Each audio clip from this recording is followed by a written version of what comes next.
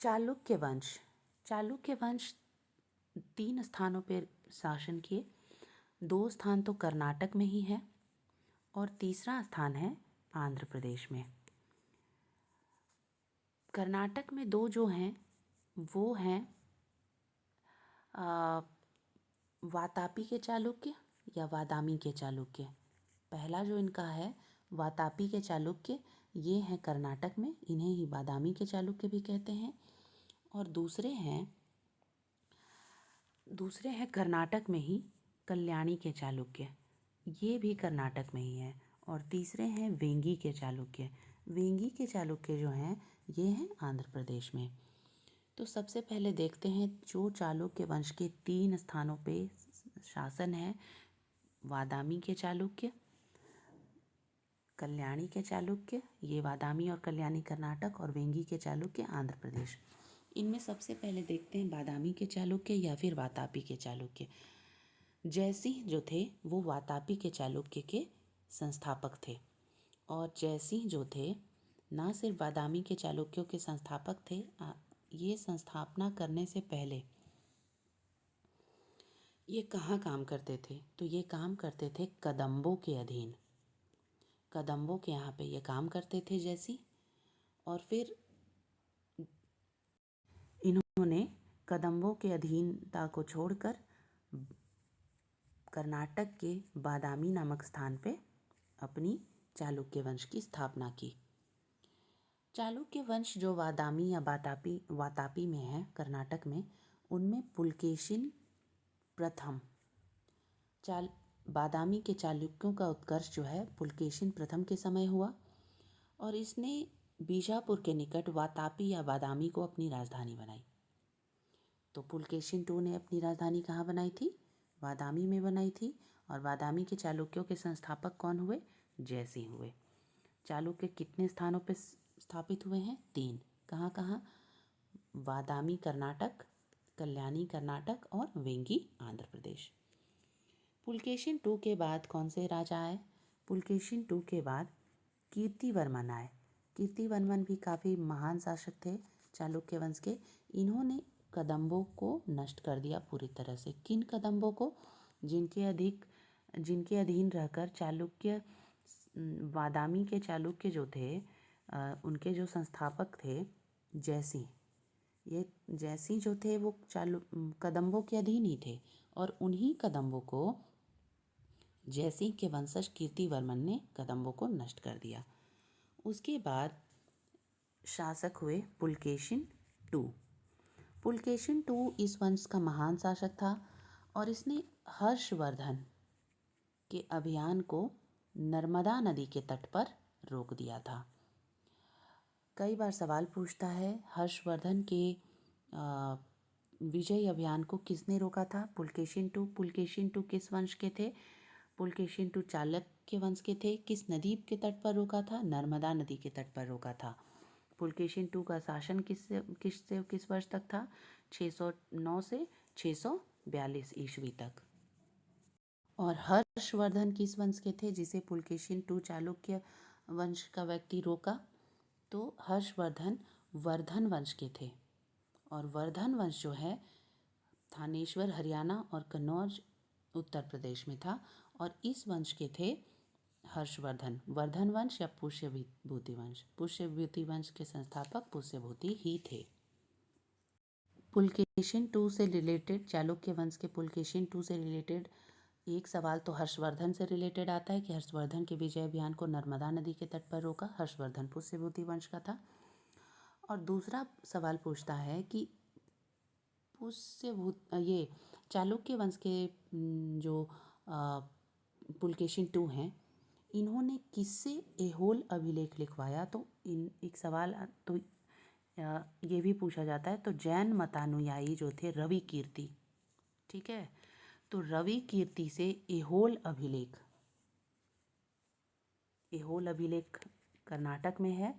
और ऐहोल अभिलेख लिखवाया जिसकी भाषा थी संस्कृत और लिपि थी ब्राह्मी। ठीक है, तो पुलकेशिन II ने ऐहोल अभिलेख लिखवाया, रवि कीर्ति से लिखवाया, कर्नाटक में लिखवाया, भाषा थी संस्कृत और लिपि थी ब्राह्मी। उसके बाद कीर्तिवर्मन टू। इस वंश का चालुक्य जो वातापी के चालुक्य अभी पढ़ रहे हैं, तो वातापी के चालुक्य के अंतिम शासक थे कीर्तिवर्मन टू। और इसे राष्ट्रकूट शासक दंतीदुर्ग ने पराजित कर दिया और दंतीदुर्ग ने अपना शासन स्थापित किया, राष्ट्रकूट शासन। तो राष्ट्रकूट शासन किस वंश को हटा करके हुआ? वातापी के चालुक्यों को हटा करके राष्ट्रकूट शासन स्थापित हुआ। और अंतिम शासक कौन था इस वंश का? कीर्तिवर्मन टू, जिसे कि राष्ट्रकूट शासक दंतीदुर्ग ने हटाकर राष्ट्रकूट वंश की स्थापना की थी। चालुक्यों का क्या योगदान रहा? तो चालुक्यों ने वास्तुकला के क्षेत्र में दक्कन या बेसर शैली, बेसर शैली होती है द्रविड़ और नागर शैली का मिश्रण, ठीक है। द्रविड़ शैली और दक्कन शैली अलग अलग होती है। द्रविड़ शैली होती है जो दक्षिण भारत में है, और बेसर शैली या फिर बेसर शैली या दक्कन शैली एक ही है, ठीक है। बेसर शैली होती है द्रविड़ शैली और नागर शैली का मिश्रण।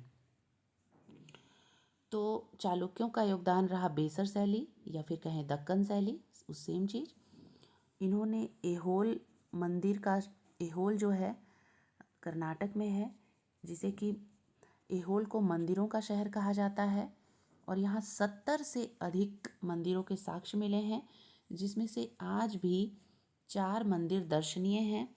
इन 4 मंदिरों में लाडखान मंदिर, हसीम लल्ली गुड़ी मंदिर, माता दुर्गा मंदिर और मेगुती का जैन मंदिर प्रसिद्ध है।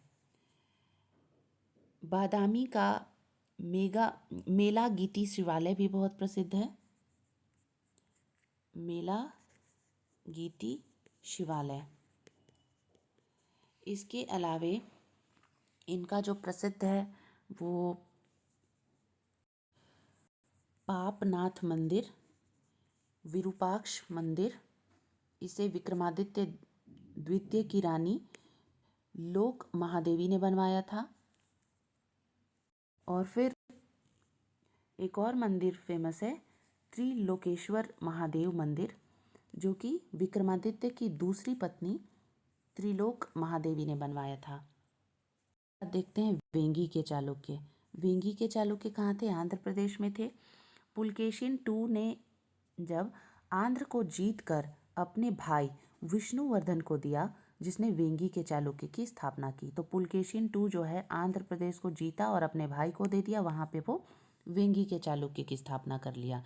तो वेंगी के चालुक्य के संस्थापक बोले तो विष्णुवर्धन हुए, पुलकेशिन टू के भाई, क्योंकि पुलकेशिन टू जीतकर आंध्र प्रदेश को या आंध्र को दे दिया था विष्णुवर्धन को, और वहाँ पे वो स्थापित किया वेंगी के चालुक्य।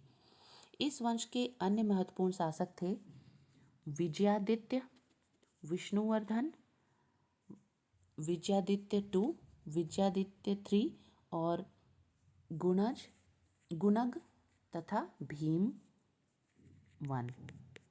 ये थे वेंगी के चालुक्य। वेंगी के चालुक्य जो थे, पुलकेशिन टू ने आंध्र प्रदेश को जीतकर अपने भाई विष्णुवर्धन को दिया, जिसने वेंगी के चालुक्य की स्थापना की। और इस वंश के महत्वपूर्ण शासक थे विजयादित्य, विष्णुवर्धन 4, विजयादित्य 2, विजयादित्य 3 और गुणक तथा भीम। फिर आते हैं कल्याणी के चालुक्य। कल्याणी कर्नाटक में ही है। इस वंश की स्थापना तैलप टू ने की थी। इसने राष्ट्रकूट राजा कर्क द्वितीय को मारकर इस वंश की स्थापना की थी। जैसा कि पता है कि वातापी के चालुक्यों की का अंतिम शासक कीर्तिवर्मन था। कीर्तिवर्मन को कौन मारा था? राष्ट्रकूट राजा दंतीदुर्ग, और दंतीदुर्ग मारकर अपना राष्ट्रकूट राज्य की स्थापना की थी। तो कल्याणी में जो चालुक्य, जो कर्नाटक में जो चालुक्य बचे थे, उसमें जो तैलप टू है, जिसने कल्याणी के चालुक्य की स्थापना की, इसने राष्ट्रकूट का जब वंशज आया और उस वंश में राजा कर्क नाम का जो राष्ट्रकूट शासक था, उस राजा कर्क को मारकर, राष्ट्रकूट कर्क को मारकर अपना कल्याणी के चालुक्य की स्थापना की थी। इसलिए चालुक्य वंश दो स्थानों पे है। वातापी के चालुक्य जब खत्म हुए तब कल्याणी के चालुक्य अस्तित्व में आए, क्योंकि राष्ट्रकूट राजा कर्क द्वितीय को मारकर इस वंश के कल्याणी के चालुक्य की स्थापना हुई। जबकि वातापी के चालुक्य की स्थापना जयसिंह ने की थी और राष्ट्रकूट राजा दंती दुर्ग ने इस वंश का खात्मा कर दिया था, चालुक्य वंश का। और फिर इत्तेफाक देखिए कि कर्नाटक में ही कल्याणी नामक स्थान में जब तैलप टू ने इस वंश की स्थापना किसे मारकर की, राष्ट्रकूट राजा को ही मारकर की, और उस राजा का नाम था कर्क टू। फिर तैलप टू ने राजधानी बनाई थी मान्यखेट को। जैसे पुलकेशिन टू की राजधानी थी वातापी, जहाँ पर कब्जा कर लिया था दंती दुर्ग राष्ट्रकूट शासन कीर्तिवर्मन टू को मारकर। बाद में तैलप टू जो है कल्याणी के चालुक्य की स्थापना किया और कल्याणी में मान्यखेट यानी कि कर्नाटक में ही अपनी राजधानी बनाई। इसी में विक्रमादित्य IV इस वंश का एक महान शासक था। विक्रमांक देवचरित के लेखक विल्हन तथा मिताक्षरा के लेखक विज्ञानेश्वर को उसने प्रश्रय दिया था। सोमेश्वर III के काल में चालुक्य राजा बिखरने लगा और उसने अभिलाषी तर्प चिंतामणि मानसोल्लास विश्वकोश की रचना की, जिसके कारण इसे सर्वज्ञ भी कहा जाता है। तो सोमेश्वर के द्वारा लिखा गया मानसोल्लास विश्वकोश, जो कि अभिलाषी तर्प चिंतामणि भी कहलाती है, इस रचना के कारण उसे सर्वज्ञ कहा जाता है सोमेश्वर III को, जो कि है कल्याणी का चालुक्य। और कल्याणी सोमेश्वर III लिखने विखने में और इतना ज्ञानी था कि वो ज्ञान की बातों में इतना ध्यान दिया कि वो अपना चालुक्य वंश जो कल्याणी में बाद में स्थापित हुआ वातापी के नष्ट होने के बाद, कीर्तिवर्मन के समय जब वातापी नष्ट हुआ, दंती दुर्ग ने नष्ट कर दिया राष्ट्रकूट शासक ने, तब फिर तैलप टू ने कल्याणी में स्थापित किया चालुक्य वंश और मान्यखेट को राजधानी बनाई कर्नाटक में ही। इसी में सोमेश्वर हुआ चालुक्य वंश में, जो कि पढ़ाई लिखाई और ज्ञान विज्ञान में बहुत विद्वान था, जिसने लिखने पढ़ाई में और अपनी लेखनी में इतना जोर दिया, इतना ध्यान दिया कि वो सत्ता संभाला नहीं और कल्याणी का चालुक्य सोमेश्वर III के समय में बिखर गया।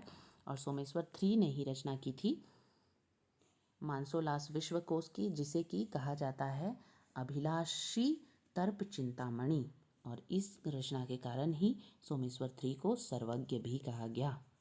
ये है चालुक्य वंश के बारे में मोर और लेस।